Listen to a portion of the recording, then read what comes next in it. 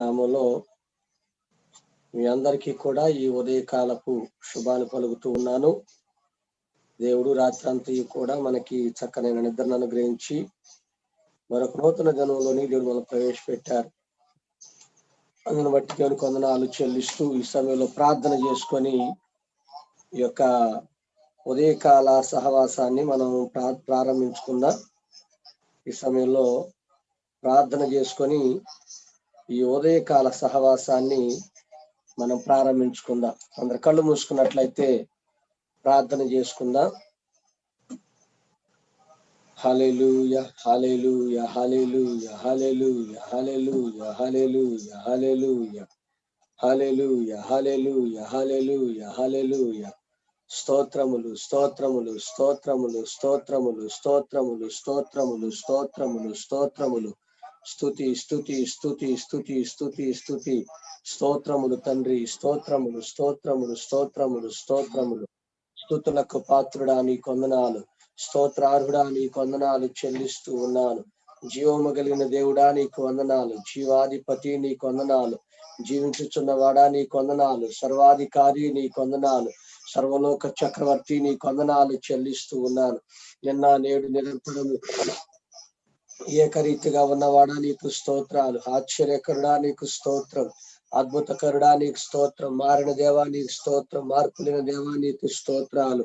అయా నాయన నిత్యము వేవేల దేవదూతల చేత పరిశుద్ధుడు పరిశుద్ధుడు పరిశుద్ధుడు అని గాన ప్రతిగానముల చేత కొనియాడబడుచున్న రాజా నీకు స్తోత్రాలు. ఆకాశం మహాకాశములు పట్టజాలనంత గొప్ప దేవుడా నీకు స్తోత్రాలు, సకల దేవతల కంటే పూజనీయుడా నీకు స్తోత్రాలు. అయా దీర్ఘశాంతము కలిగిన వాడా నీకు స్తోత్రము, దయాళుడా నీకు స్తోత్రాలు చెల్లిస్తూ ఉన్నాను. అయా తండ్రి నాయన మేఘారూరుడా నీకు వందనాలు, దేవుని వాక్యమా నీకు వందనాలు చెల్లిస్తూ ఉన్నాను. తండ్రి ప్రభువా ఇదిగో నాయన రాత్రంతా మాకు క్షేమాన్ని ఇచ్చారు, చక్కటి నిద్రను అనుగ్రహించారు, నీకు స్తోత్రం. ఇదిగో నాని ఉదయకాలము నీ సన్నిధికి రాగలిగే కృపను మీరు మాకు అనుగ్రహించినందుకు వందనాలు. అయా నీ ముఖ దర్శనము చేసుకొనగలిగే కృపనిచ్చినారు, నీకు వందనాలు. ఈ సమయంలో ప్రియ పరిశుద్ధాత్మ దేవుడా మిమ్మల్ని ఆహ్వానిస్తూ ఉన్నాను మా జీవితంలోనికి. ప్రియ పరిశుద్ధాత్మ దేవుడు మిమ్మల్ని ఆహ్వానిస్తున్నాను మా జీవితంలోనికి. అయా మా జీవితంలోనికి రండి. అయా తండ్రి దినమంతా కూడా అయా దైవ చిత్తానుసారంగా నడిపించమని ప్రార్థన చేస్తున్నాను. అయా మాలోనికి రమ్మని అడుగుతున్నాను దేవా, నీకు స్తోత్రాలు. గొప్ప దేవుడా నాయన, కనికరము కలిగిన దేవుడా, కనికరము కలిగిన దేవుడా తండ్రి నాయన, అయా ఈ దినాన మా పట్ల మీ చిత్తం ఏమైనా మీరు జరిగించండి తండ్రి, స్తోత్రాలు. ప్రియ పరిశుద్ధాత్మ దినాన తండ్రి మా కొరకు సిద్ధపరిచిన ఆశీర్వాదము మీరు మాకు అనుగ్రహించమని కోరుకున్నాను దేవా, నీకు స్తోత్రాలు. గొప్ప దేవుడా నీకు స్తోత్రం, దేవుడా నీకు స్తోత్రం, మహోన్నతుడా నీకు స్తోత్రం, సర్వోన్నతుడా నీకు స్తోత్రం, సర్వశక్తివంతుడా నీకు స్తోత్రాలు చెల్లిస్తూ ఉన్నాను. యథార్థవంతుడా నీకు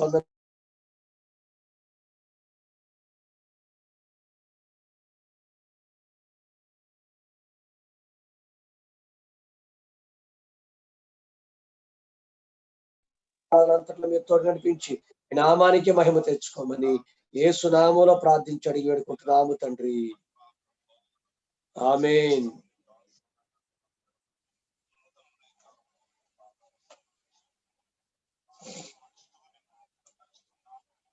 ఈ సమయంలో ప్రార్థన పాట పాడుకుందాం. ఈ సమయంలో పాటలు పాడుకుందాం. సహోదరి ప్రియాంక ఒక పాట పాడుతాడు. ప్రియాంక. దేవుని స్తుతించుడి ఎల్లప్పుడు, దేవుని స్తుతించుడి, దేవుని స్తుతించుడి ఎల్లప్పుడు, దేవుని స్తుతించుడి. ఆయన పరిశుద్ధాలయమందు, ఆయన సన్నిధిలో,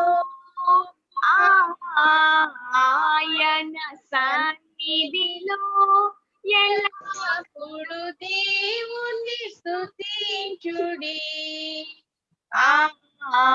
దేవుని స్తుతించుడి ఎల్లప్పుడు, దేవుని స్తుతించుడి. ఆయన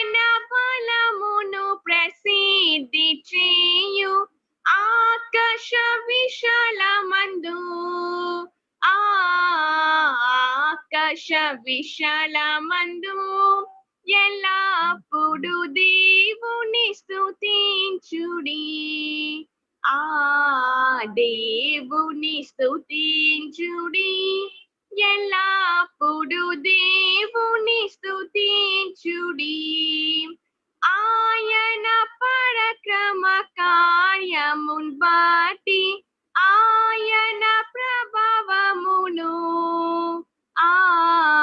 ఆయన ప్రభావమును ఎల్లప్పుడు దేవుని స్తుతించుడి.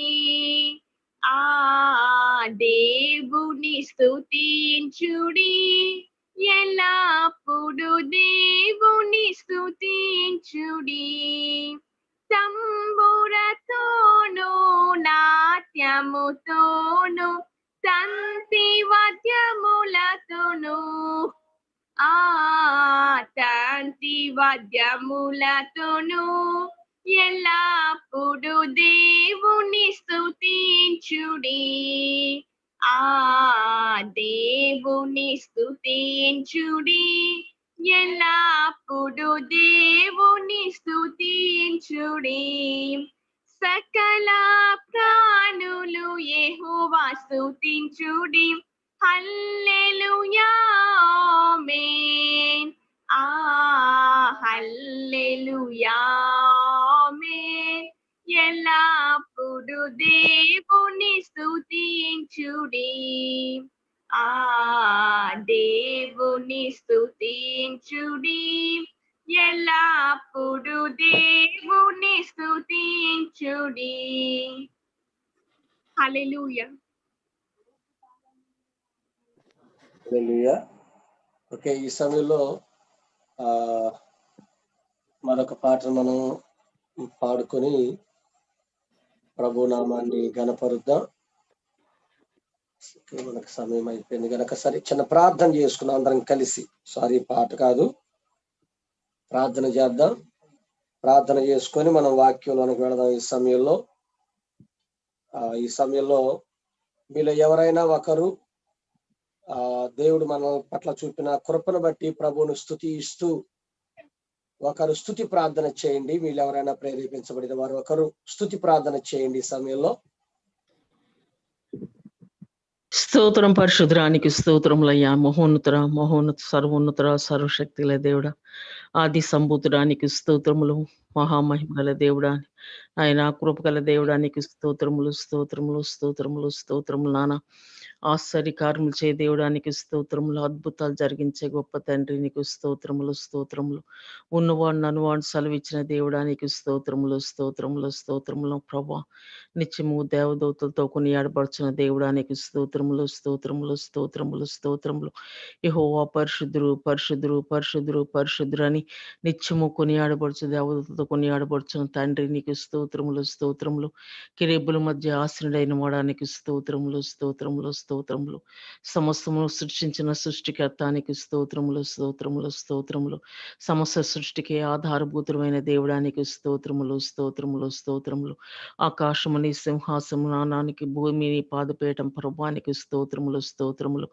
ఆకాశములు పట్టజాలనంత గొప్ప తండ్రివి, గొప్ప దేవుడు నానానికి స్తోత్రములు.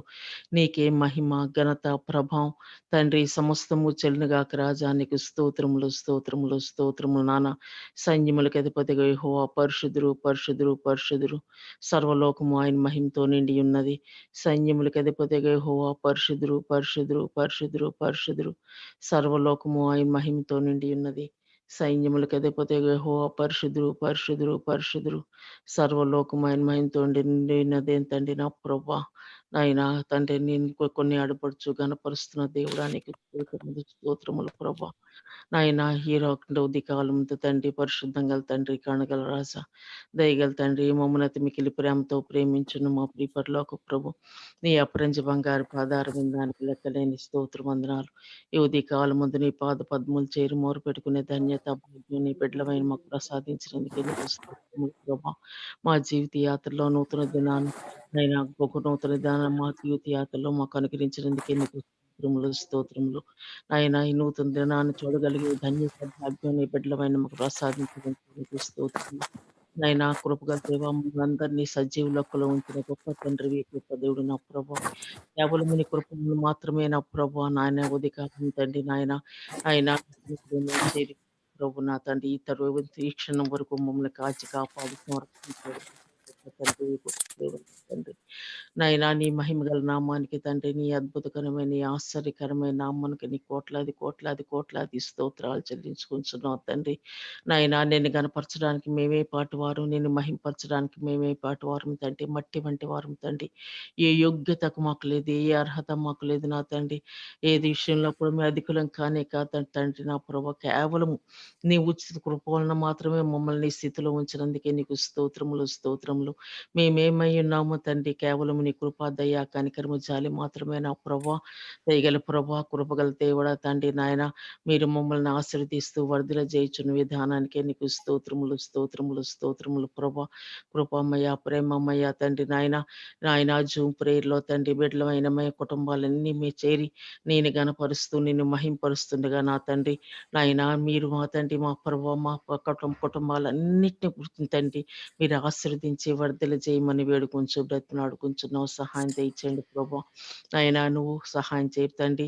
నువ్వు ఆశీర్వదించకపోతే తండ్రి ఏది కూడా ఆశీర్వదించబడదు నా ప్రభా. నాయన నీ కృప గారికై తండ్రి మేము ఎదురు చూస్తున్న మమ్మల్ని నాయన నీ కృపతో మమ్మల్ని నింపి నడిపించమని వేడుకొంచు బ్రతిమలాడుకుంటున్నావు. సహాయం దయచేయండి.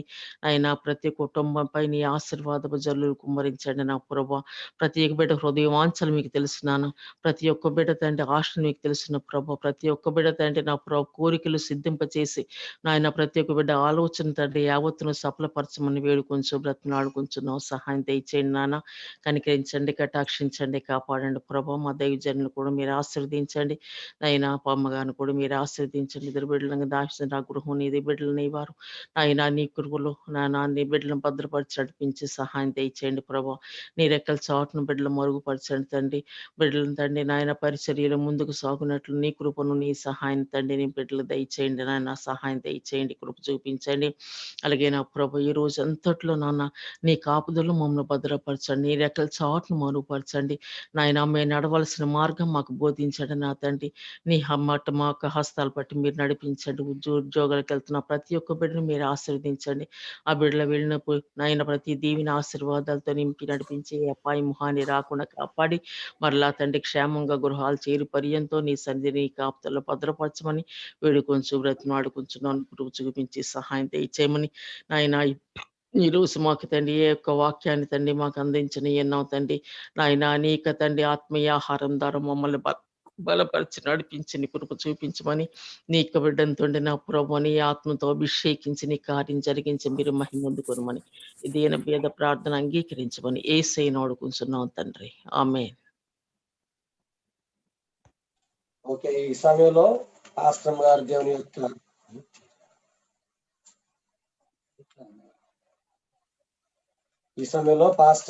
దేవుని యొక్క వాక్యాన్ని మనకు అందిస్తారు. అందరం వాక్యాన్ని విందాం.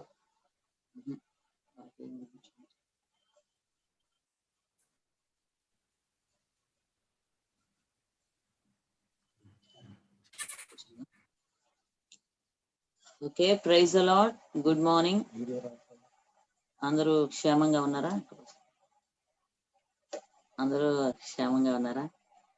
సో దేవుడు ఇచ్చిన ఈ నూతన దినాన్ని బట్టి దేవునికి మహిమ కలుగును గాక. మనం ఇప్పటికి 2 సార్లు దేవుడు మలాకీ గ్రంథంలో నుంచి అడుగుతున్న 7 ఎదురులేని ప్రశ్నలు. ఆ 7 ప్రశ్నల్లో 2 ప్రశ్నలు మనం ఇదివరకు చూసుకున్నాం.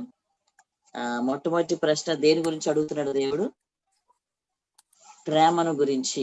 ఆయన ప్రేమలో ఏ లోపము లేదు అని చెప్తూ ఉన్నాడు.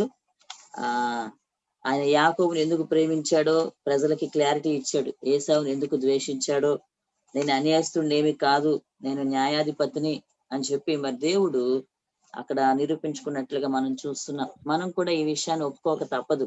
చాలా సార్లు మనం కూడా మనం ఒకసారి నిజంగా కూర్చొని మనసులో మరి మనం ఆలోచన చేసుకుంటే, గ్రహించుకుంటే చాలా సార్లు మనం దీవించబడడానికి కారణాలు చాలా కనిపిస్తాయి.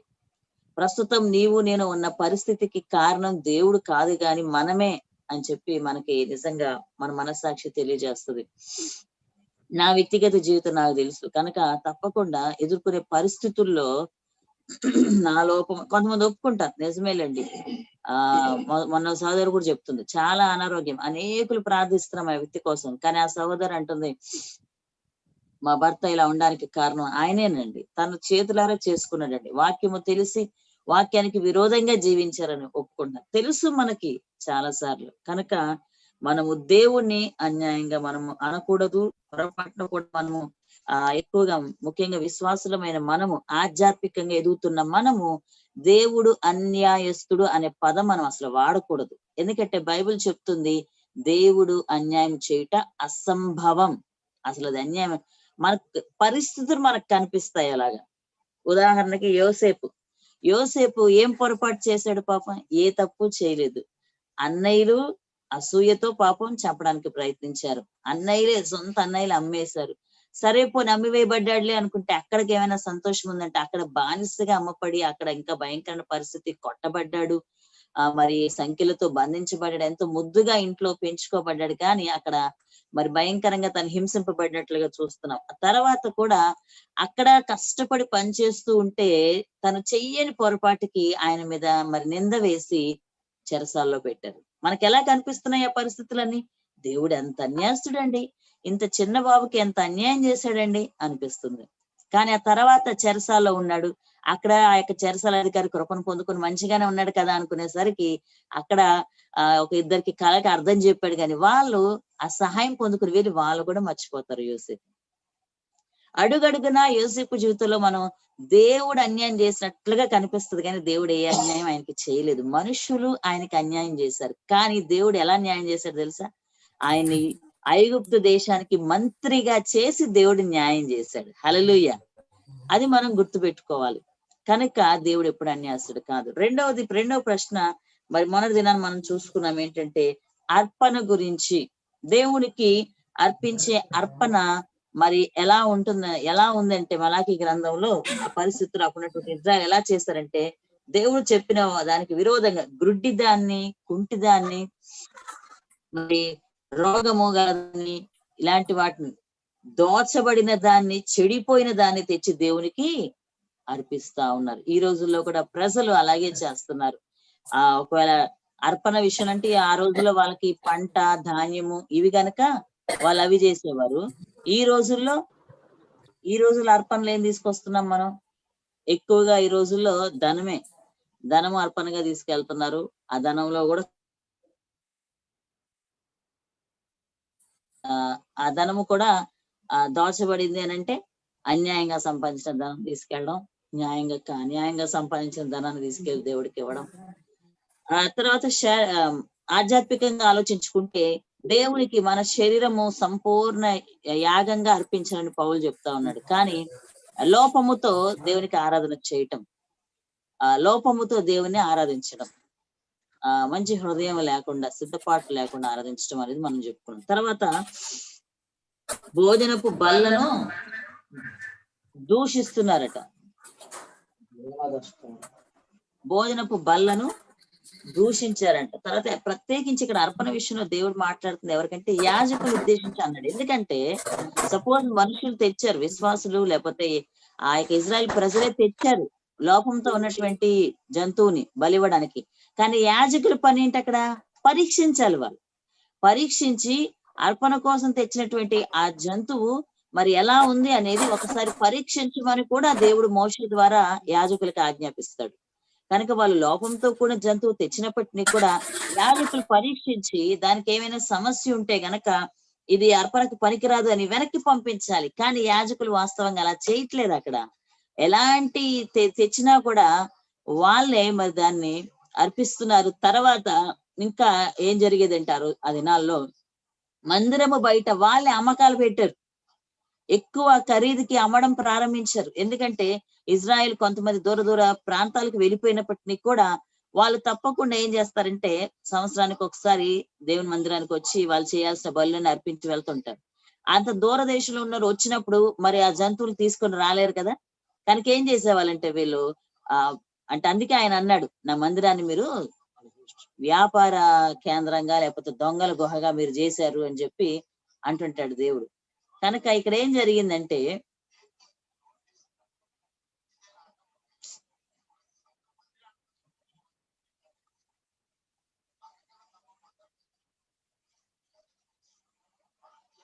అక్కడ ఏమైందంటే అలాగే చేయడం ద్వారా వాళ్ళకి లాభం రావాలి కదా. వాళ్ళే అన్ని మంచిగా ఉన్న జంతువుని అమ్మాలంటే కుదరదు. వాళ్ళకి ఏ జంతువులు దొరికితే అవి తీసుకొచ్చి అక్కడ అమ్మటం, అవి ఎక్కువ ఖరీదుకి వాళ్ళు అమ్మడం గనక వాళ్ళే అమ్ముతున్నారు గనక ఆ ప్రజలు కొనుక్కుని అదే జంతువు తీసుకొచ్చి వాళ్ళు బలిస్తుంటే వాళ్ళే బలిచ్చేవారు. బలికి అవే తెస్తే అవి అర్పించేవారు. చూడండి, యాజకులలో కూడా మరి వాళ్ళు అంటే పరీక్షించి మరి కరెక్ట్ చేయవలసినటువంటి బాధ్యత యాజకుల పైన లేకపోతే దైవ సేవకుల పైన ఉంది. కానీ ఈ రోజుల్లో కూడా మనం గమనిస్తే చాలా మంది దైవ సేవకులు మరి విశ్వాసాన్ని సరి చేసే విధంగా మనకు కనిపించట్లా. ఒకవేళ వాళ్ళకి మీరు ఇలా ఉండండి అని అలా ఉండండి అని ఖండించి వాక్యం చెప్తే ఎక్కడ సంఘం నుంచి వెళ్ళిపోతారో అనే ఉద్దేశంతో మరి వాళ్ళకి మరి ఖండించకుండా వారు ఎలాగ జీవిస్తున్నప్పటికీ కూడా వారు మందిరానికి వస్తున్నప్పుడు వాళ్ళకి మందిరాల్లో ప్రథమ స్థానం ఇవ్వటం, వాళ్ళను మందిరంలో మరి స్టేజ్ల మీద కూర్చోబెట్టి వారి సాక్ష్యము లేకపోయినప్పటికీ కూడా వారిని మందిరాల్లో హెచ్చించడం అనేది ఈ రోజు జరుగుతుంది. ఆ రోజుల్లో కూడా యాజకులు అదే చేశారు. ఏంటంటే వాళ్ళు ధనవంతులు అయితే గనక వాళ్ళు ఎలాంటి మరి జంతువుని తీసుకొచ్చినా అర్పించేవారు. అది దేవునికి ఇష్టకరమైనది కాదు. ఇంకా వాళ్ళు చేసిన పొరపాటు ఏంటంటే యాజకులు మార్గం తప్పారు, పక్షపాతం చూపించడం, ద్రోహం చేయడం, ఇంకా ప్రాముఖ్యమైనది అన్యజనుల్ని వివాహం చేసుకునేవారు. అది నిజంగా దేవుడు పరిపూర్తిగా వారికి మరి చేసుకోకూడదని చెప్పి ఆజ్ఞాపించాడు. కానీ అన్యజనుల్ని వివాహం చేసుకునే వాళ్ళు ఈ రోజుల్లో కూడా వాదిస్తున్న వాళ్ళు లేరు. కొంతమంది ఏమని వాదిస్తారు, మనం అన్యులు వివాహం చేసుకుంటేనే కదండి వాళ్ళు కూడా దేవుని నమ్ముకుంటారు. మనకి క్లియర్ గా ఉంది కొత్త నిబంధనలో విశ్వాసకి అవిశ్వాసకి పొత్తు కుదరదు. కానీ వీళ్ళు ఇష్టపడతారు, లేకపోతే వీళ్ళకి ఏవో వేరే కారణాలు ఉంటాయి, చేసుకోవాలనుకుంటారు. కానీ దానికి మళ్ళీ ఎంత చక్కగా చెప్తారంటే అంటే మేము చేసుకోవడం ద్వారా వీళ్ళు దేవుని నమ్ముకుంటారండి. అవునా? అందుకే పౌలు అన్నాడు, ఓ స్త్రీ లేకపోతే ఓ పురుషుడా నీ భార్యను రక్షించుకుందువో లేదో నీకు తెలుసా? నీ భర్తను రక్షించుకుంటావో లేవో నీకు తెలుసా? గ్యారంటీ ఉందా రక్షణ? లేదు. కనుక వివాహాలకు వెళ్ళేటప్పుడు రక్షింపబడిన వ్యక్తినే మనం వివాహం చేసుకోవాలి. గాని కొంతమంది ఆ తర్వాత మార్చుకుంటారండి. ఏంటి మార్చుకునేది? నువ్వు నేను మార్చుకోగలిగితే అందరం అలాగే చేయొచ్చు. అలా ఎప్పుడు అది సాధ్యపడదు. మాకు తెలిసిన వాళ్ళు చాలా మంది మరి పురుషులు అలాగే చేశారు. ఏంటంటే ఆ స్త్రీలు గనక తప్పకుండా మన మాట వింటారు, తర్వాత మనతో తప్పకుండా చర్చకు వస్తారని చెప్పి ఆ అన్యజనులైన వారిని మంచి ఆస్తుందనో వేరే వేరే కారణాల కోసం పెళ్లిళ్ళు చేసుకుని తర్వాత వాళ్ళతో పాటు వీళ్ళే వాళ్ళ మందిరాలకు వెళ్ళారు. వాళ్ళు వీళ్ళతో చర్చకు రావడం కాదు, వాళ్ళతో వీళ్ళే మందిరాలకు వెళ్ళారు. ఒక సహోదరుని జీవితంలో అయితే ఆమె ఏమందంటే విడాకులన్నా ఇవ్వు లేకపోతే నాతో గుడికి రా అంది. ఒక్కటే ప్రశ్న. ఆయన విడాకులు ఇవ్వలేక ఆమెతో పాటు ఇప్పుడు గుడికి వెళ్తున్నాడు. తెలుసా మీకు? కనుక ఎప్పుడు కూడా అన్యజనులు వివాహం చేయడానికి మనం తెగించకూడదు. అది వాక్యానుసారమైంది కాదు. అలాగే భార్యల్ని పరిత్యజించటం, డైవర్స్లు కూడా ఈ రోజున చాలా ఈజీ అయిపోయినాయి. అన్యజనులు వదిలేయండి, క్రైస్తవులు కూడా మరి చాలా సులువుగా మాట్లాడుతున్నారు. ఏదైనా సమస్య వస్తే మేము డైవర్స్ తీసేసుకుంటాం, మేము విడిపోతాం. మలాకిలో ఉంది, పరిత్యాగం అనేది యేసు ప్రభువారికి అసహ్యమైనది. దేవుడు సృష్టిలో నిర్ణయించింది వివాహం. దేవుడే, నేను ఎప్పుడు చెప్తుంటాను భార్యాభర్తలకి ఒకటే మాట, నీ జీవితంలో దేవుడు ఒక వ్యక్తిని ఇచ్చాడంటే he is the perfect person for you, she is the perfect person for you. అంతే. దేవుడి నిర్ణయంలో తిరుగుండదు. ఎవరికి ఎవరు సరిపోతారో దేవుడికి తెలుసు, నువ్వు దేవుడికి చెప్పక్కర్లేదు. చాలా మంది అంటుంటారు ఆ వ్యక్తి సరైన అంత కరెక్ట్ పార్ట్నర్ కాదండి ఆయనకి, లేక ఆయన కరెక్ట్ పార్ట్నర్ ఆమెకు కాదండి. నిర్ణయించేది దేవుడు. నీకెందుకు? దేవునికి తెలుసు. ఎవరిని ఏ కుటుంబంలో ఉంచాలో, ఎవరిని ఏ కుటుంబానికి పంపించాలో దేవునికి తెలుసు. కనుక దేవుని నిర్ణయాన్ని మనం గౌరవించాలి. గాని దేవుడు పొరపాటు చేసినట్లుగా, ఏదో దేవునికి చేత కాదన్నట్లుగా సరైన వ్యక్తి కాదు అని చెప్పి మనం ఎప్పుడు మాట్లాడకూడదు. సమస్యలు రాగానే విడిపోయే ప్రయత్నాలు, తల్లిదండ్రులు కూడా ప్రోత్సాహపరచడం విడిపోమ్మని. లేదు లేదు లేదు, ఎప్పుడు అలా మనం చేయకూడదు. సమస్యలు వస్తే కొంతకాలం వారిని దూరంగా ఉంచి వారు సమాధాన పడే వరకు వారికి మనం అవకాశం ఇవ్వాలి తప్ప పొరపాటున కూడా పరిత్యాగం, డైవర్స్, విడాకులు అనే దానికి ఎప్పుడూ వెళ్ళకూడదు. ఎందుకంటే దేవుడు అంటున్నాడు నాకు అసహ్యం అంటున్నాడు. చూడండి, దేవుడు అసహించుకునే పని అంట విడాకులు. నెక్స్ట్ ఇంకా ఇది చాలా మంది పాటించట్లేదు. కొత్త నిబంధన ప్రకారం విడిపోయావో జీవితాంతం ఒంటరిగా ఉండడానికి ఇష్టపడితేనే విడిపో. కానీ చాలా మంది చాలా చక్కగా ఏం చేసేస్తున్నారంటే విడాకులు తీసుకొని మరొకరు వివాహం చేసేసుకుంటున్నారు. అస్సలు అది నూతన నిబంధనలో భయంకరమైన పేరు పెడతాడు పౌలు. అలాగే విడిపోయి ఆ భార్య భర్త బ్రతికుండగా నువ్వు వేరే పెళ్లి చేసుకుంటే నువ్వు వ్యభిచారం చేస్తున్నావు. క్లియర్ గా బైబిల్లో ఉంది, నా మాటలు కాదు ఇవి. పౌలు అంటాడు.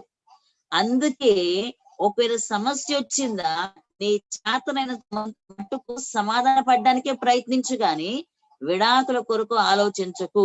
లేదా విడాకులకు తీసుకున్నావా నిర్ణయం తప్పట్లేదా నీకు, ఓకే అయితే జీవితాంతం ఒంటరిగా ఉండడానికి సిద్ధపడిపోగాని ఆ వ్యక్తి బ్రతికున్నంత కాలం నువ్వు మరొక వివాహం చేసుకోవడానికి నీకు లేదు అధికారం బైబిల్ ప్రకారం. ఒకవేళ చనిపోయాడు ఆ భార్య భర్త, ఓకే ఇప్పుడు పర్వాలేదు నువ్వు మరొక వివాహం చేసుకోవచ్చు. కానీ వారు బ్రతికుండగా మాత్రం వివాహం చేసుకోవడానికి బైబిల్ ఒప్పుకోదు. చాలా మంది చేసుకోవట్లేదా? చేసుకుంటున్నారు. మరి వారి మనస్సాక్షి ఎలా అంగీకరిస్తుందో మనకి తెలియదు, కానీ చేసుకుంటున్నారు. తప్పనిసరి పరిస్థితుల్లో కొంతమంది మరి విడాకులు తీసుకుని మరొక వివాహం చేసుకుంటున్నారు. మరి వాళ్ళ విషయంలో దేవుడు చూసుకుంటాడు, మనకు అనవసరం. కానీ బైబిల్ ప్రకారం, కొత్త నిబంధన ప్రకారం మాత్రం పౌలు చాలా క్లియర్ గా చెప్తాడు, విడనాడబడిన దానిని పెండ్లాడువాడు వ్యభిచారం చేస్తున్నాడు అని బైబిల్లో క్లియర్ గా ఉంది. కనుక ప్రియ దేవుని సంగమా, అది తప్పు. కనుక రెండో విషయం మనం నేర్చుకుంటే, అలాంటి వారు ఏం చేస్తారంటే మందిరానికి వచ్చి అర్పించడమే కాదు, ఈ కన్నీళ్లతోనంట. అంటే కొంతమంది ఉద్దేశం ఏంటంటే ఏడుస్తే దేవుడు వింటాడు, అందుకే ప్రార్థన మొదలు పెడితే కొంతమంది ఏడుస్తా ఉంటారు. ఏడుపు వాళ్ళకు ఒక ఏమంటారు, దేవుని దగ్గరికి ప్రార్థనకి వెళ్ళడానికి ఏడుపు ఒక మార్గం అనుకుంటారు కొంతమంది. కాదు, ఆ ఏడుపు, ఆ దుఃఖం పరిశుద్ధాత్మ దేవుడు నీలో కలిగించి నీ హృదయంలోంచి రావాలి ఆ ఏడుపు, నిజమైన ఏడుపు. అంతేగాని ప్రార్థనకు మోకరించేసి ఏడ్చి ప్రార్థన చేసేసి ఆ తర్వాత మరలా నీ జీవితం యథావిధిగా ఉంటే దేవుడు ఇష్టపడ్డు. కనుక మన అర్పణ చాలా శ్రేష్టమైనదై ఉండాలి. మన అర్పణ కొత్త నిబంధనకు వచ్చేసరికి అన్ని మనకి ఎలా అయిపోయినాయి అంటే సులువు, ఈజీ అయిపోయింది. కనుక ఈజీ గోయింగ్ అయిపోయింది క్రైస్తవ జీవితం. But be careful. కొత్త నిబంధనలో అసలు వాస్తవం చెప్పాలంటే కొత్త నిబంధనే కష్టం పాటించడం, పాత నిబంధనే ఈజీ. ఎందుకంటే ఒక పొరపాటు చేసావో, ఒక జంతువు తీసుకెళ్లి ఆ క్షణానికి అక్కడ నువ్వు బలిచ్చావంటే అక్కడ అయిపోయింది. కొత్త నిబంధన అలా కాదు. పాత నిబంధనలో నువ్వు లిటరల్ గా వాళ్ళు వ్యభిచారం చేస్తే తప్పు. మనసులో ఒకవేళ వ్యభిచారపు ఆలోచనలు వచ్చినా అవి ఎవరికి తెలియదు, దాని గురించి ఏ శిక్ష బైబిల్లో ఇవ్వబడలేదు పాత నిబంధనలో. కొత్త నిబంధన ప్రకారము నువ్వు వ్యభిచారం చేయవలసిన అవసరమే లేదు. అట్లీస్ట్ నీ ఆలోచనలో పొరపాటున ఆలోచించినా సరే అది కూడా దేవుడు వ్యభిచారం కింద పరిగణిస్తాడు. కనుక కొత్త నిబంధనే మనకి కష్టం. మనం కొత్త నిబంధన క్రైస్తులు అనే విషయం మర్చిపోకూడదు. కనుక ప్రియ దేవుని బిడ్డలారా, అర్పణ చాలా శ్రేష్టమైనదై ఉండాలి. వేకువజామునే లేస్తున్నాం రోజు, దేవునికి స్తోత్రం. కానీ మంచి హృదయంతో మనం దేవుని సన్నిధికి రావాలి. దేవునికి హృదయపూర్వకమైన అర్పణ అర్పించాలి. మన కళ్ళు, మన ముక్కు, మన నోరు, మన చెవులు, మన శరీరం అంతా కూడా పరిశుద్ధమైన అర్పణగా ఆయనకి అర్పించాలి. కనుక మనము చూడకుండా, చూస్తూ, చేయకుండా పనులు చేస్తూ, వెళ్ళకుండా స్థలాలకి వెళ్తూ మరలా మందిరానికి వచ్చేసి మనము ఆధ్యాత్మిక ముసుగు వేసేస్తే మోసపోకుడి దేవుడు వెక్కిరింపబడడు అని ఉంది బైబిల్లో. దేవుణ్ణి మోసం చేయలేం మనం. పాస్టర్ గారిని మోసం చేయొచ్చు, భార్యని మోసం చేయొచ్చు, భర్తని మోసం చేయొచ్చు, తోటి విశ్వాసని మోసం చేయొచ్చు, దేవుణ్ణి మాత్రం నువ్వు మోసం చేయలేవు. కనుక ప్రియ దేవుని బిడ్డ, మన అర్పణ ఎలా ఉందో మనం చూసుకోవాలి.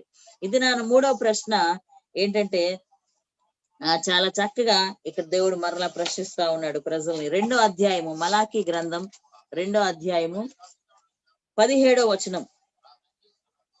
మలాకీ 2:17. మీ మాటల చేత మీరు యెహోవాను ఆయాస పెట్టుచు దేని చేత ఆయనను ఆయాస పెట్టుచున్నామని మీరు అడుగుచున్నారే. ఏంటంట? ఇంకొక ప్రశ్న దేవుడు అడుగుతున్నాడు. మేము దేవుడిని ఆయాస పెట్టాము. కొంతమంది అంటుంటారు, నాకు తెలిసి నేను చీమకు కూడా ఏ అపకారం చేయలేదండి, మరి నాకెందుకో ఈ సమస్యలు అంటుంటారు. ఏంటంట? వాళ్ళంట చీమకు కూడా అపకారం చేయలేదంట. మరి దేవుడు అన్యాయస్తుడు, మరి అందుకని చెప్పి వీళ్ళకి అన్యాయం చేసేస్తున్నాడు దేవుడు. మన మాటల చేత కూడా కొంతమంది దేవుని బాధ పెడతా ఉంటారంట. కనుక మనం చాలా జాగ్రత్త, దేవుని విషయంలో మనం మాట్లాడేటప్పుడు చాలా జాగ్రత్తగా మాట్లాడాలి మనం. ఎందుకంటే నీ ప్రతి మాట రికార్డ్ చేయబడుతుంది, నీ ప్రతి మాట వ్రాయబడుతుంది, మర్చిపోకు. అది ఇక్కడే ఉంటది, ఆ మలాకి గ్రంథంలోనే ఉంటది ఆ మాట. దేవుని బిడ్డలు మాట్లాడుతున్న మాటలంట అన్ని కూడా రికార్డ్ చేయబడుతున్నాయంట, ఒక గ్రంథంలో రాయబడుతున్నాయంట. ఒక రోజున ప్రతి మాట గురించి దేవుడు మనల్ని లెక్క అడుగుతాడు. అప్పుడు అంట నీ ఇంటి ద్వారబంధాలు ఉన్నాయే, ఓన్లీ డోర్ అనుకుంటున్నావు, ఆ డోర్లు వచ్చి రేపు అక్కడ సాక్ష్యం చెప్తాయంట దేవునికి. వీళ్ళు పలానా మాట మాట్లాడుతున్నప్పుడు నేను అక్కడే ఉన్నాను. మనుషులు కదా అక్కడికి వచ్చి సాక్ష్యం ఇచ్చేది, కానీ నీ చుట్టూ ఉండేవి వచ్చి అక్కడ దేవునికి సాక్ష్యం ఇస్తా ఉంటాయంట. కనుక మనం మాట్లాడే మాటల్లో చాలా జాగ్రత్తగా ఉండాలి. ముఖ్యంగా దేవుణ్ణి ఉద్దేశించి మాట్లాడేటప్పుడు నేను చాలా మంచివాడిని అని చెప్తుంటారు కొంతమంది, నేను చాలా మంచిదాన్ని. లేదు, మనం ఒప్పుకోవాలి, బైబిల్ ప్రకారం మంచివాడు ఒక్కడు కూడా లేడు. మన మంచితనము దేవుని ఎదుట మురికి గుడ్డ లాంటిది. కనుక దేవుడి దగ్గరకు వచ్చేసరికి మన మాటలు, ప్రసంగి అంటాడు, నువ్వు భూమి మీద ఉన్నావు, దేవుడు ఆకాశం అందున్నాడు, నీ మాటలు కొద్దిగా ఉండాలంటాడు. నువ్వు మందిరానికి వెళ్ళేటప్పుడు నీ ప్రవర్తన జాగ్రత్త అంటాడు. ఇక్కడ దేవుడు అదే అంటున్నాడు ఇజ్రాయెల్ ప్రజల్ని, దేని చేత ఆయాస పెట్టు, దేవుణ్ణే ఆయాస పెడుతున్నారంటండి వీళ్ళు. అంటే ఎంత బాధ, సృష్టికర్తను బాధ పెడుతున్నారు. లేరా అలాంటి క్రైస్తవులు, లేరా అలాంటి దైవ సేవకులు? ఒకవేళ నేనే ఉన్నానేమో ఆ స్థలంలో, నేను ఒకసారి పరీక్షించుకోవాలి. దేవుణ్ణి బాధ పెడుతున్నారంట. దేవుణ్ణి ఎలాగా? మాటల చేత. ఏ మాటలు ఏమంటున్నారు చూడండి, 2 రకాల మాటలు దేవుడు అక్కడ చెప్తున్నాడు యేసు ప్రభు వారు. ఏంటంటే వాళ్ళు మాట్లాడే మాటలు ఏంటంటే, ఒకటి, దుర్మార్గులు యెహోవా దృష్టికి మంచివారు. ఒకవేళ ఎవరికైనా అలవాటు ఉంటే మానేసుకుందాం ఇక నుంచి మాట్లాడడం. ఏంటంట? దుర్మార్గులు యెహోవా దృష్టికి మంచివారు. లేరా అలాంటి మాటలు అనేవాళ్ళు? మీరు విన్నారో లేదో తెలియదు, కానీ నేను విన్నాను. కొంతమంది అంటుంటారు, దేవుడు కూడా అంతేలేండి, ఆ చెడ్డోళ్ళకే మేలు చేస్తాడులేండి. విన్నారా అలాంటి వాళ్ళని మాటలు? ఒకవేళ మీరు ఎవరైనా ఉన్నారా అలాగనే వాళ్ళు? మన మాటలు అలాగ మనం మాట్లాడినప్పుడు దేవుడు ఆయాస పడుతున్నాడంట. మనం అలా మాట్లాడినప్పుడు దేవుడు బాధపడుతున్నాడంట. లంచాలు కట్టే వాళ్ళకి దేవుడు కూడా ఇస్తాడులేండి, వాళ్ళకే వస్తాయి, దేవుడు వాళ్ళనే చూస్తాడులేండి. పొరపాటు, దేవుడు ఎప్పుడు అన్యాయం చేయడు. పరిస్థితులు అలా ఉన్నాయేమో, ఒకవేళ అయ్యుండొచ్చు, దేవుణ్ణి మాత్రం నువ్వు అనొద్దు. దేవుడు వింటున్నాడా పెడుతున్నాడా అన్నట్టుగా ఆయన వింటున్నాడు లేడు మనకి తెలియదు గనక చాలా సార్లు కొన్ని మాటలు మనం మాట్లాడేస్తూ ఉంటాం. కానీ దేవుడు ఈ రోజున తన బాధను మనతో వ్యక్తపరుస్తూ చెప్తున్నాడు, మీరు నన్ను ఆయాస పెడుతున్నారు మీ మాటల చేత. ఆయన్ని స్తుతించడానికి దేవుడు మనకి నోరునిస్తే, ఆయన గురించి ప్రకటించడానికి దేవుడు మనల్ని నోరిస్తే, ఒకరితో ఒకరు ప్రేమను పంచుకోవడానికి, మంచి మాటలు మాట్లాడడానికి దేవుడు మనకి స్వరాన్ని ఇస్తే, మనం ఏం చేస్తున్నాం? దేవుడు మనసుని గాయపరిచే విధంగా మాట్లాడుతూ ఉన్నాం. ఒకవేళ ఇలాగ మాట్లాడే అలవాటు ఉంటే, లేకపోతే ఇదివరకు ఇలా మాట్లాడుంటే దయచేసి మనం మానుకుందాం. దేవుడు బాధపడుతున్నాడంట. నువ్వేమంటున్నప్పుడు, దుర్మార్గుల యందు దేవుడు ఆనందించును. నిజమేనా? అసలు దేవుడు ఆనందిస్తాడా?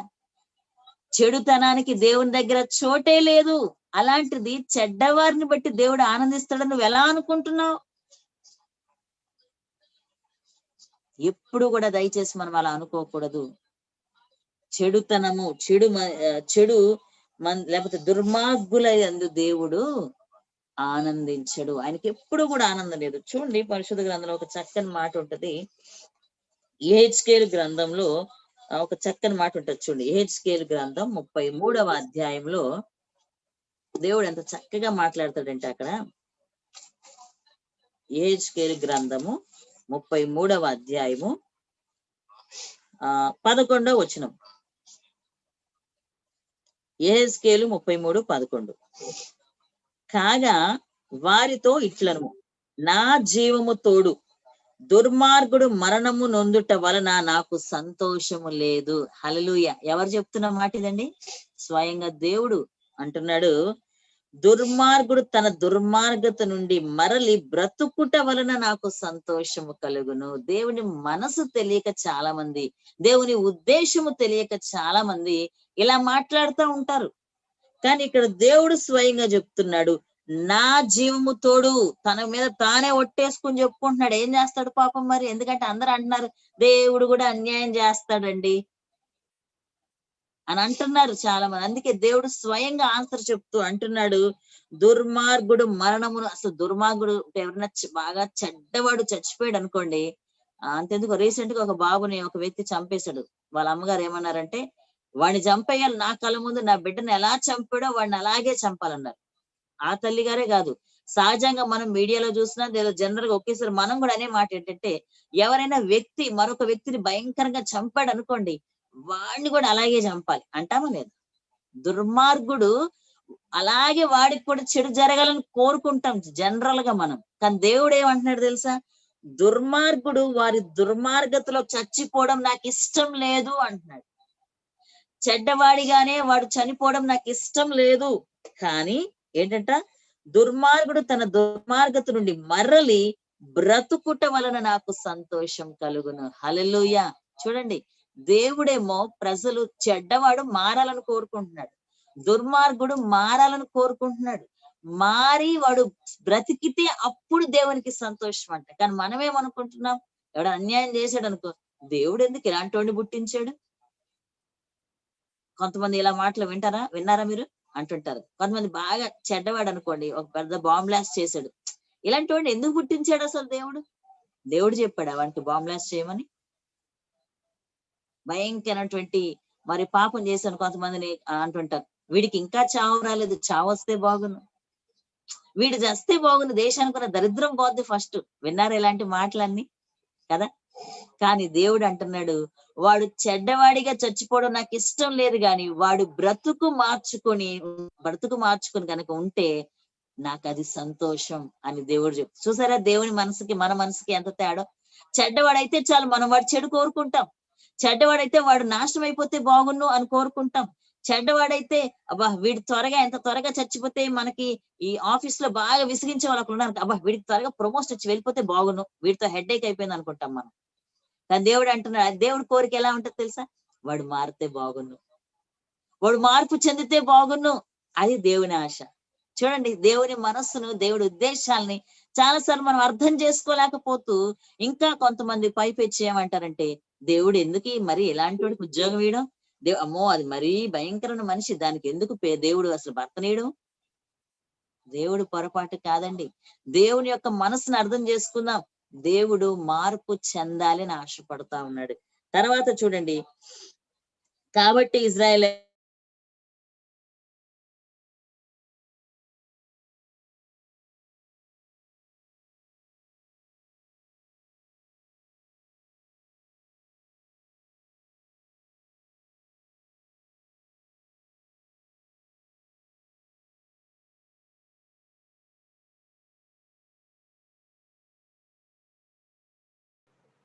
అక్క మ్యూట్ లో ఉంది. Okay, sorry. మరొక వచనం చూద్దాం. యెహెజ్కేలు 33:14. మరియు నిజముగా మరణము నొందుదునని దుర్మార్గునికి నేను సెలవీయగా, అతడు తన పాపము విడిచి నీతి న్యాయములను అనుసరించుచు కుదువ సొమ్మును మరలా అప్పగించుచు తాను దొంగిలిన దానిని మరలా ఇచ్చివేసి పాపము జరిగింపకయుండి జీవాధారములకు కట్టడలను అనుసరించినడలా అతడు మరణము నొందక ఆవశ్యకముగా బ్రతుకును. హల్లెలూయా. ఎంత చక్కని మాట అండి. దేవునికే ఒకవేళ కోపం వచ్చి, దేవుడే ఇంక నువ్వు చచ్చిపోతావురా అని నేను అన్నా కూడా, ఆ తర్వాత కూడా ఒకవేళ ఆ యొక్క దుర్మార్గుడు మారాడు అనుకో, వాడు నేను చంపను అంటున్నాడు. ఎంత గొప్ప మాట అండి ఇది. అంటే God always gives you the second chance. మనం మారాలని, ప్రతి మనిషి మార్పు చెందాలని దేవుడు కోరుకుంటూ ఉన్నాడు. దేవుడు ఉద్దేశాన్ని గమనిద్దాం మనం ఈ దినాన. కనుక మనము ఈజీగా దయచేసి దేవుని ఎప్పుడు మాట్లాడకూడదు. దేవుడు దుర్మార్గత యందు ఎప్పుడు ఆనందించడు.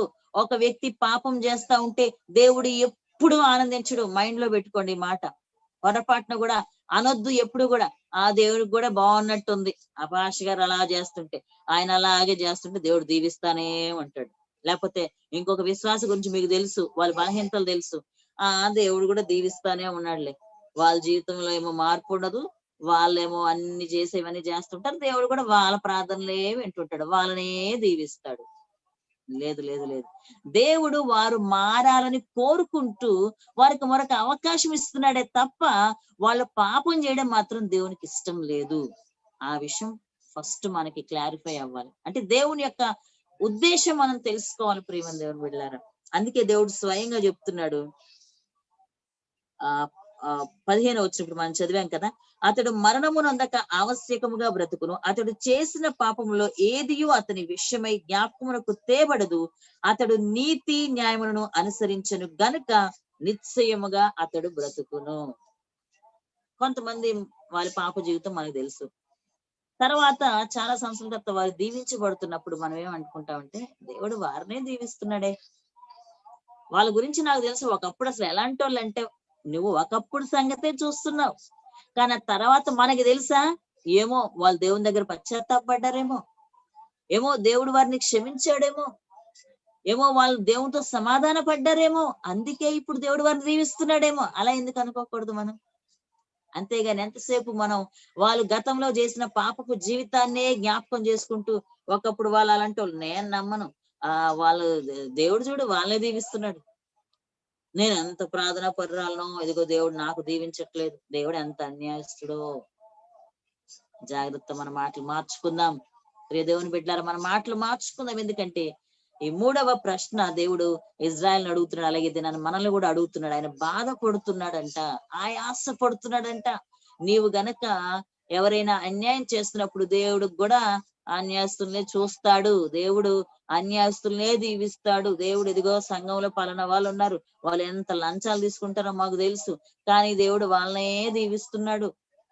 ఈ మాటలు కనుక నువ్వు అంటున్నట్లయితే దేవుడు బాధపడుతున్నాడంట. కనుక దయచేసి మన మాటలు మార్చుకుందాం, దయచేసి అలాంటి మాటలు పలకడం మనం విడిచిపెడదాం. కనుక దుర్మార్గత యందు దేవుడు ఆనందించుడు. రెండవదిగా న్యాయకర్త అగు దేవుడు ఏమాయను అంటామంట. ఏమంటారంట? ఈ 2 విషయాలే చెప్పాడు దేవుడు. న్యాయకర్త అయిన దేవుడు ఏమాయను. మీ మాటలు 17 వచనం, 2వ అధ్యాయం మలాకి 2:17, అందులో 3వ ప్రశ్న ఏంటది? దేవుడు అడుగుతుంది, దేని చేత ఆయనను ఆయాస పెట్టుచున్నాం. కొంతమంది అంటారు కదా, నాకు తెలిసి నేను అసలు చిన్న పొరపాటు కూడా చేయలేదండి అంటుంటారు కొంతమంది. మరి అంత ధైర్యమో గాని, నాకు తెలిసి నేను ఎవరికి అన్యాయం చేయలేదండి. నిజమా? ఒకసారి పరీక్షించుకో. నువ్వు అంత పర్ఫెక్టా? నువ్వు బైబిలే చెప్తుంది ఏ మనిషి పర్ఫెక్ట్ కాదని.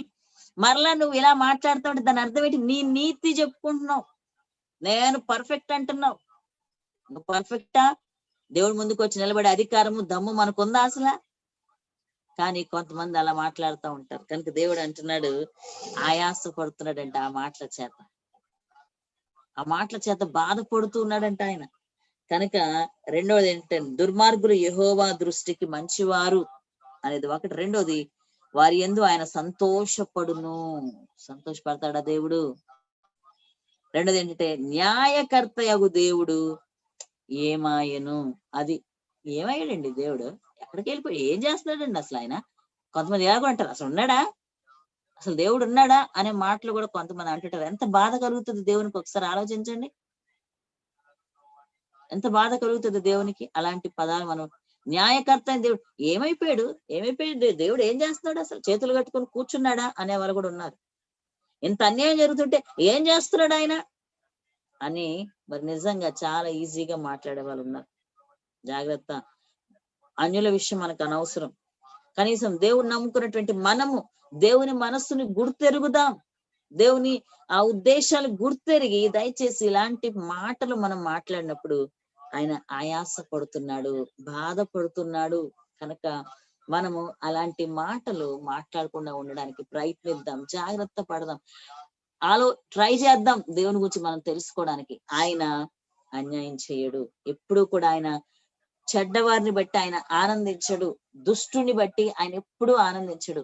నెక్స్ట్ ఆయన న్యాయకర్త. ఏమైపోయాడు దేవుడు అని అనకు.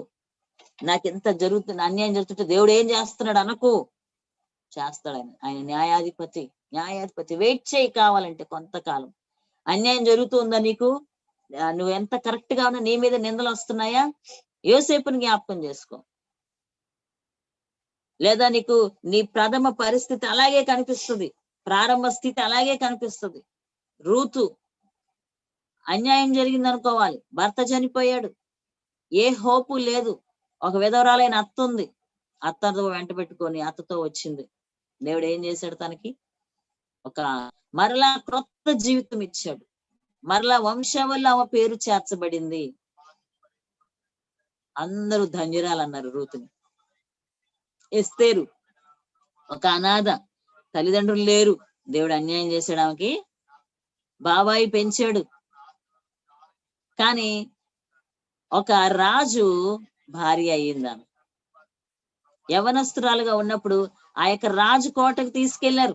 అక్కడ పరిస్థితి తెలుసా మీకు? వాస్తవంగా ఎంతమంది అయితే రాజు దగ్గరికి తీసుకువెళ్ళబడ్డారు యవనస్తురాలందరూ, వాళ్ళకి ఇంకెవరికి వివాహాలు ఉండవు.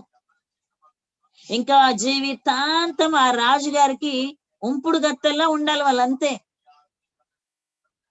కొంతమందికి ఈ సత్యం తెలుసో లేదో, ఏదో ఆయన మొహం చూసి అందాల పోటీలో అమ్మాయిలు చూసినట్లుగా ఆయన చూసి నచ్చిన వాళ్ళది చేసుకోవడం కాదు అక్కడ. వాళ్ళందరితో లిటరల్ గా ఆయన ఒక రాత్రి గడుపుతాడు.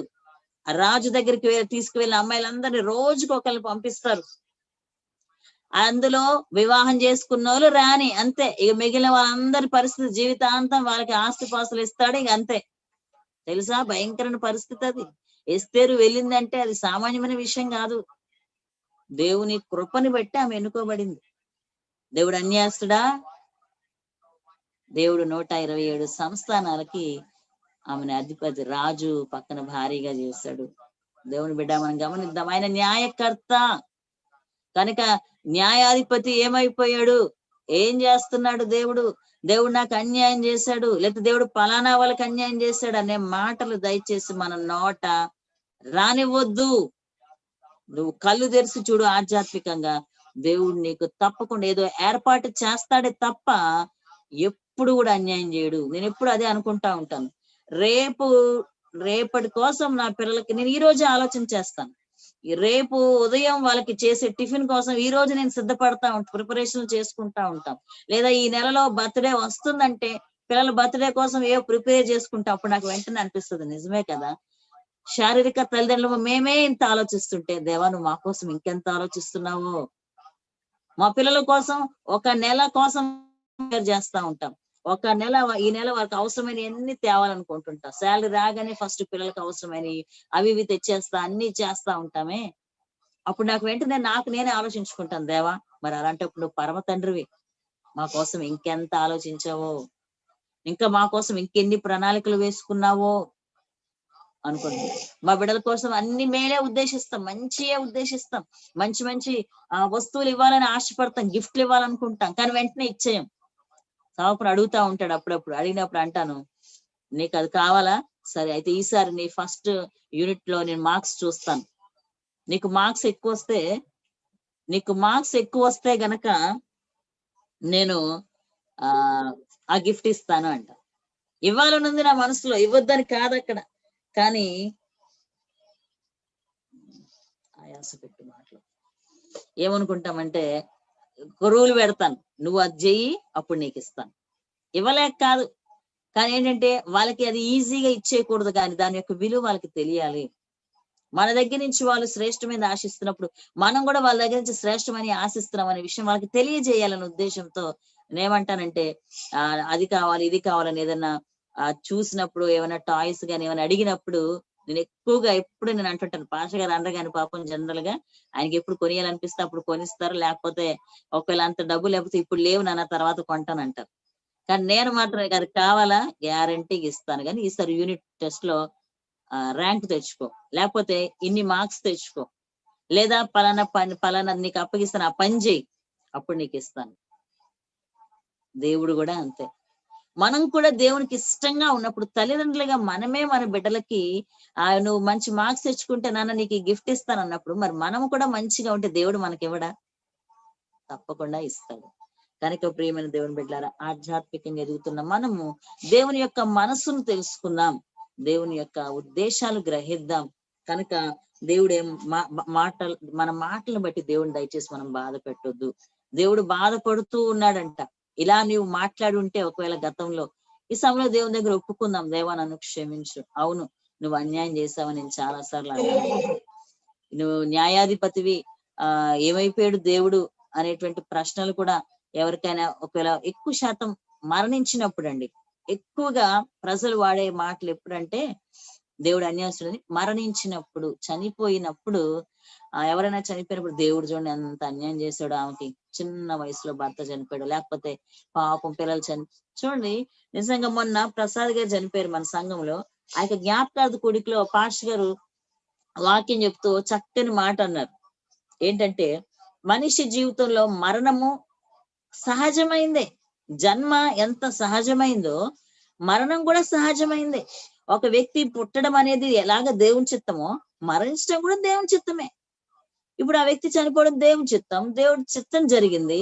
అక్కడ నువ్వు దేవుడు అన్యాయం చేశాడో లేకపోతే ఎందుకు ఇలా చేశాడని ప్రశ్నిస్తున్నావు అంటే దేవుని చిత్తం జరగొద్దని నువ్వు కోరుకుంటున్నావు, దేవుని చిత్తానికి విరోధంగా నువ్వు ఆలోచిస్తున్నావు. అది కరెక్టా?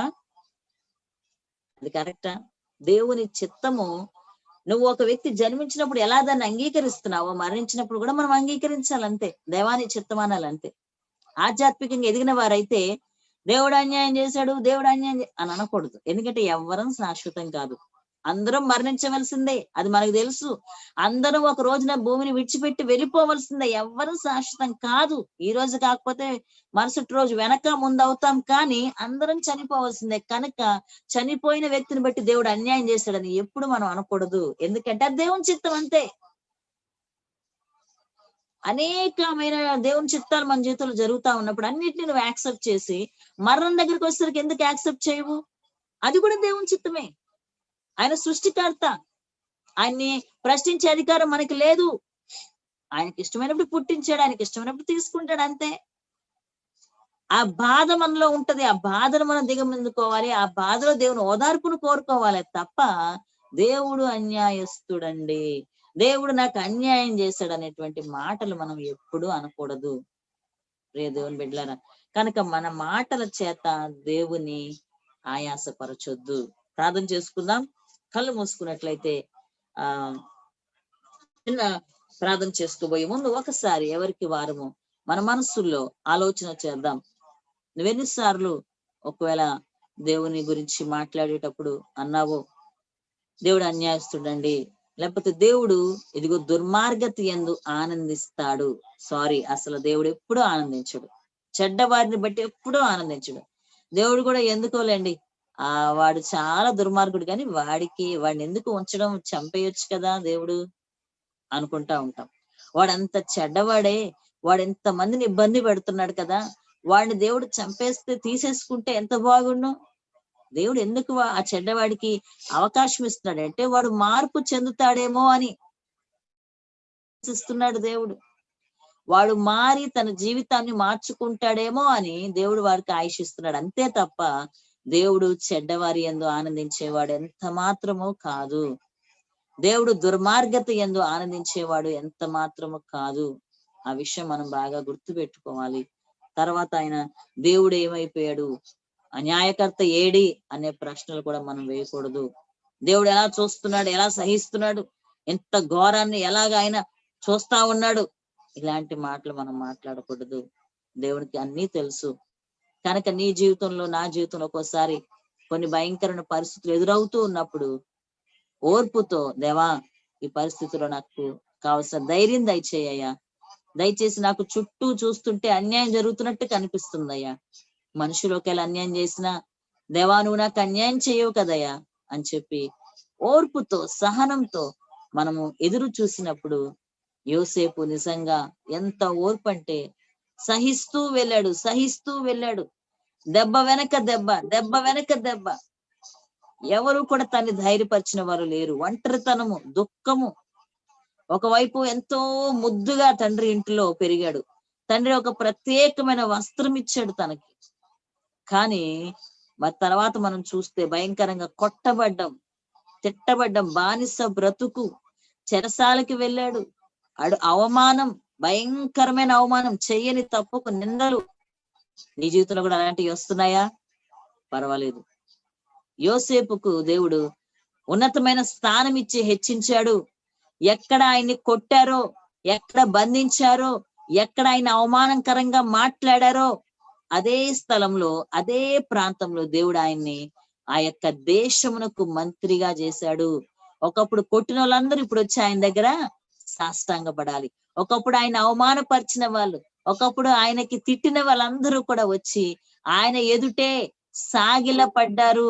ఏ అన్నలైతే ఆయన్ని అమ్మేశారో, ఏ అన్నలైతే ఆయన గుంటలో పడేశారో అదే అన్నయ్యలు వచ్చి ఆయన ఎదుట సాష్టాంగ పడ్డారు. అది దేవుడు న్యాయం తీరిస్తే అలా ఉంటది. అంతేగాని దేవుడు ఎప్పుడు అన్యాయస్తుడు అనకు. నిన్ను కూడా అవమానిస్తున్నారా? నువ్వు కూడా కృంగిపోతున్నావా? ఒకవేళ నీ భర్తే, నీ భార్యే, లేకపోతే నీ ఇంట్లో వాళ్ళే, నీ స్నేహితులే, నీ సంఘంలో వాళ్ళే ఒకవేళ నేను ఇబ్బంది పెడుతున్నారా? నువ్వు మౌనం వహించు. దేవుడు కూడా నాకు అన్యాయం చేస్తాడని అనకు. తప్పకుండా ఒక రోజున దేవుడు నీకు న్యాయం చేస్తాడు. దేవుడు తప్పకుండా నీకు ఒక రోజు న్యాయం చేస్తాడు గనక ఓపికతో ఎదురు చూద్దాం. ఆయన న్యాయకర్త, నీ జీవితంలో తప్పక న్యాయం చేస్తాడు ప్రియ దేవుని బిడ్డ. కనుక ఈ సమయంలో ప్రార్థన చేసుకుందాం. దైవ సేవకులు ఎవరైనా సతీష్ బాబు గారు ముగింపు ప్రార్థన చేస్తుండగా మనందరము కూడా మన ఆత్మ విమర్శ చేసుకుందాం. హల్లెలూయా.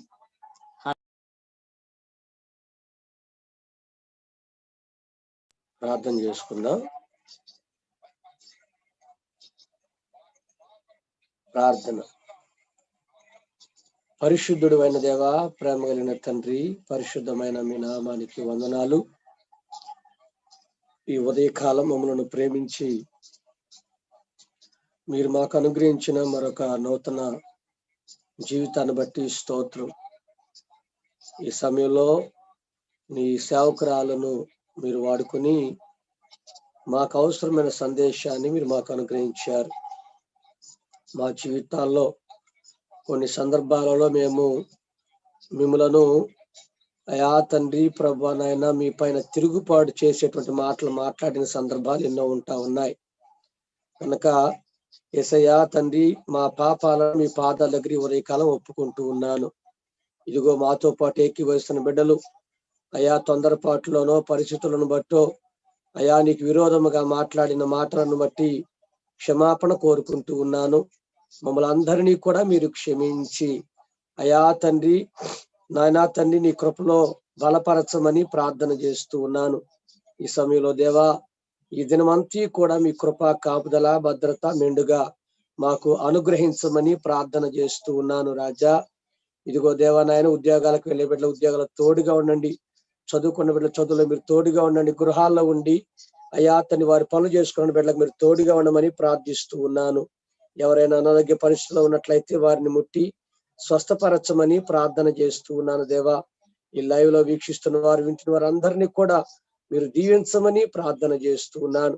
ఈ రోజున జరగబోయేటువంటి అయా 11 గంటల ప్రార్థనలోను, 5:30 జరగబోయేటువంటి ప్రైజ్ వర్షిప్ లోను, 7 గంటలకు జరగబోయేటువంటి ప్రభాతాన్ని ఫ్యామిలీ అయా స్పెషల్లో కూడా మీరు తోడుగా ఉండండి. ఈ దినాన అయా మీ చిత్తాన్ని మాత్రమే మా అందరి జీవితాలు నెరవేర్చమని మహిమా ఘనత ప్రభువులు మీకే ఆరోపిస్తూ ప్రత్యేకంగా పాస్టర్ జాన్ గారి కోసం ప్రార్థన చేస్తూ ఉన్నాం. అయా డాక్టర్లు అయితే అయా హోప్ లేదని చేతులెత్తేశారు. అందరూ చేతులెత్తి వేసిన నీవు మా వైపు అయా మేము నీ వైపు చూస్తూ ఉన్నాం తండ్రి. అయా కొండల వైపు నా కన్నులెత్తుచున్నాను. నాకు సహాయం ఎక్కడి నుండి వస్తూ ఉంది? భూమి ఆకాశం సృష్టించిన యెహోవా ఎదుట సహాయం కలుగుతుందని నీ వాక్యం సెలవిస్తుంది కదా. అయా తండ్రి, ఇదిగో ప్రభువా, నీ సేవకులను మీరు దర్శించమని అడుగుతున్నాను. మా సహాయం నీ యొద్ద నుండే మాకు కలుగుతూ ఉంది. ఆ లంగ్స్ లో అయా తండ్రి ప్రభా, లంగ్స్ పాడైన అని చెప్తున్నారు. యేసు నామములో శుద్ధీకరించండి, పరిశుద్ధపరచండి. ఇదిగో ఈ లోకానుసారమైన మెడిసిన్ ప్రభా వ్యక్తిని బాగు చేయలేకపోవచ్చు.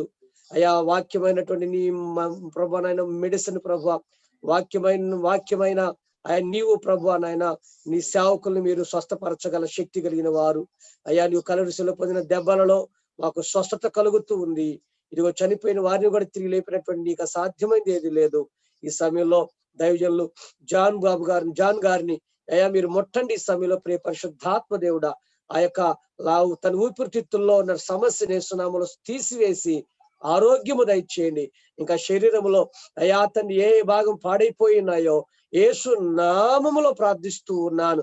ఈ సమయంలోనే పరిశుద్ధాత్మ దేవుడ నీ కుమారుని మీరు తాకమని ప్రార్థిస్తూ ఉన్నాను.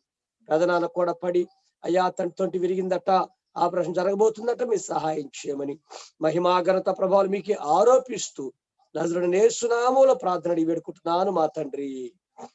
ఆమేన్. మన తండ్రి అయిన దేవుని ప్రేమ, ప్రభువును మన రక్షకుడునైన యేసుక్రీస్తు వారి కృప, పరిశుద్ధాత్మ దేవుని యొక్క అన్యోన్య సహవాసము సన్నిధి ఇది మొదలుకున్న సదాకాలం మనకు తోడయండి. ఆయన మన జీవితాలు చేసిన ప్రతి వాగ్దానము నెరవేర్పడకు తీసుకొచ్చును గాక. ఆమేన్, ఆమేన్, ఆమేన్.